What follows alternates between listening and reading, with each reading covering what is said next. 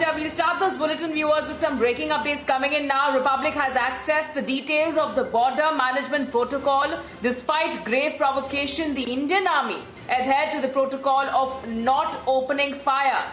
The border management protocol, despite grave provocation from the enemy side, the Indian Army made sure that they adhered to the protocol of not opening fire. In a way, they had adhered to the protocols as well as the deal that was signed between the two sides of the Congress of the Indo-China Pact. We'll go across to Shravan, who's also joining us live from the newsroom. Shravan, over to you. So, Republic has now accessed details of the border management protocol, despite that grave provocation that the Indian Army has faced. We'll try to go back to Shravan shortly, but this is a big update that Republic has now accessed of the details of the border management protocol, viewers, where despite the grave provocation that they were facing from the Chinese side, the Indian Army made sure that they adhered to the protocol of not opening fire. This was a protocol and a pact that was signed between the Indian as well as the Chinese side. We'll go back to Shravan now. Shravan, over to you. Please share details on this. Well, it's very important to point this out because there have been a lot of politics over this entire matter, that whether at all our troopers, they were armed or not. You've already had the External Affairs Minister making it absolutely clear that whenever troopers leave a post, they're always armed, and that was exactly the case as far as what really happened in Galwan. Now, the question is, why did they not open fire when there have been grave provocation? This goes on to basically once again indicate the discipline of our soldiers. That's a clear indication, because remember, what perhaps the Congress party essentially forgot is the 1996 agreement, which clearly goes on to prevent both sides from opening fire at least within 2 kilometers of the line of actual control. And that's exactly what has happened in this particular case, that despite the grave provocation, our troopers did not open fire, and that in itself is a clear indication. Perhaps what the Congress party is not aware is the very agreement that has essentially been signed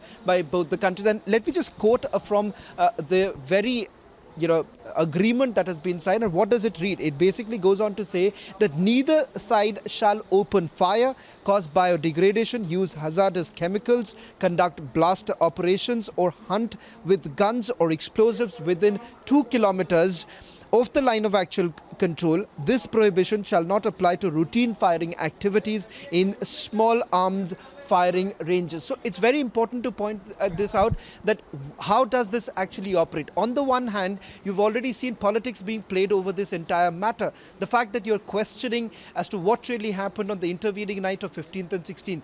What perhaps political parties are forgetting that this was a serious operation that was going on. The very fact that on the ground, it is the way the soldiers have been operating. It's a treacherous ground in the first place itself, where this entire scuffle broke out. Look at the altitudes that they were basically operating on. 15,000, 16,000 is the altitude in which our soldiers have been operating in their area. A lack of oxygen is the other very important issue.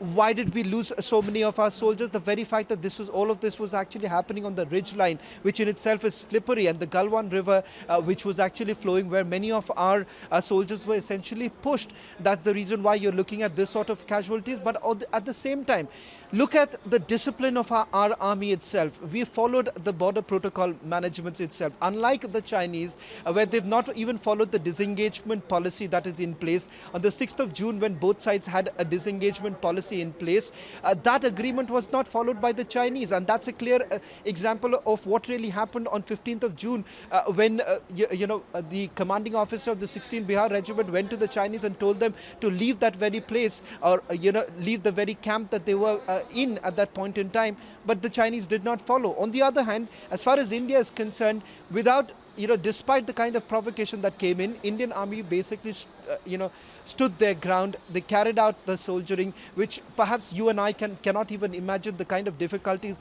that the army essentially faces operating in such a treacherous terrain. Absolutely, Shravan. In fact, you very rightly also pointed out the fact as to how the opposition has constantly, since the past few days now, targeted the centre as well as our forces as well, questioning the fact that why, even today we saw how Rahul Gandhi had also tweeted out and stated and questioned the centre and why were they unarmed in this altercation. But now, this official details that we have access clearly states that under the border management protocol, the Indian army made sure that they were following the protocol, but the Chinese side did not do so. In a way, they were not keeping the faith as well as the trust that they had signed with the Indian side way back in 1996. Well, Richard, there's absolutely no doubt about the fact that when you're doing politics over this entire matter, this was a completely uninformed opinion of Rahul Gandhi. The fact that he was not aware of the fact that there's an agreement in place. There are border protocol managements that are in place. We're talking about multiple treaties that have basically been signed by both the countries. Yes, of course, you can go on questioning about the fact that, what about the Chinese? Did they actually follow the treaty or not? But we are not the Chinese. We have actually followed the treaty to the T. As far as the agreements that are in place, that too has been followed, and a clear example of a premeditated plan. The fact that Ministry of External Affairs did actually term this entire incident of what happened on 15th of June as completely premeditated, there is a reason behind it, and the reasoning is very clear that the Chinese did not actually follow the disengagement policy, and that is the reason why we're given to understand the kind of casualties that we have faced.